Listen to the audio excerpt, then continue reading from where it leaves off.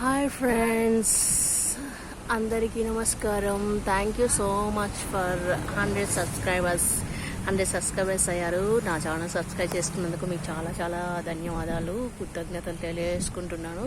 ఇవాళ అయితే ఇది మారేడు చెట్టు. ఈ చెట్టు గురించి నేను కొన్ని మీకు చెప్తాను. పూజకు సంబంధించి వారాలలో వచ్చేసి సోమవారం, నక్షత్రాలలో వచ్చేసి ఆరుద్ర నక్షత్రం రోజు, అండ్ సోమవారం, శుక్రవారం అండ్ మంగళవారం, పౌర్ణమి రోజు, అమావాస్య రోజు మనము ఈ చెట్టు ఆకులు అనేది కోయకూడదు. ఎందుకంటే ఈ ఆకు అనేది శివుడితో సమానం అనమాట. సో ఆ రోజులలో కోయకూడదు అనమాట.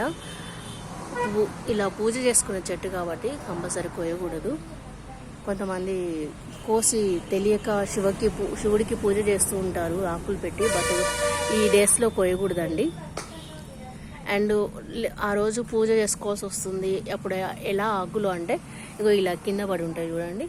ఇలా కింద పడి ఉన్న ఆకుల్ని మనం కడుక్కొనేసి దేవుడి పూజ చేసుకోవచ్చు అనమాట. దాంట్లో తప్పు లేదు. ఏ ఆకులైనా అప్పటికప్పుడు అదే రోజు కోసి మనం పూజ చేస్తాము. బట్ మారేడు ఆకులు మాత్రం ఎప్పుడైనా కోసి వాటిని జాగ్రత్త పరుచుకొని తర్వాత రోజు కూడా చేసుకోవచ్చు అనమాట. ఇంకొక స్పెషాలిటీ ఏంటంటే ఇవి డ్రై అయిన తర్వాత కూడా శివుడికి పూజ చేసుకోవచ్చు అనమాట. ఈ ఒక్క ఆకుల విషయంలో మాత్రం మనకు ఆ స్పెషాలిటీ ఉంది.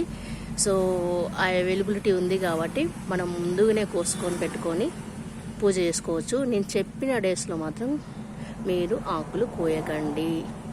మళ్ళీ ఒకసారి చెప్తాను. సోమవారం, వారాలలో సోమవారం, తిథులలో వచ్చేసి అమావాస్య, పౌర్ణమి అండ్ నక్షత్రాలలో వచ్చేసి ఆరుద్ర నక్షత్రము. వారాలలో సోమవారం, మంగళవారం, శుక్రవారం అన్నమాట. గుర్తుపెట్టుకోండి friends. Thank you so much.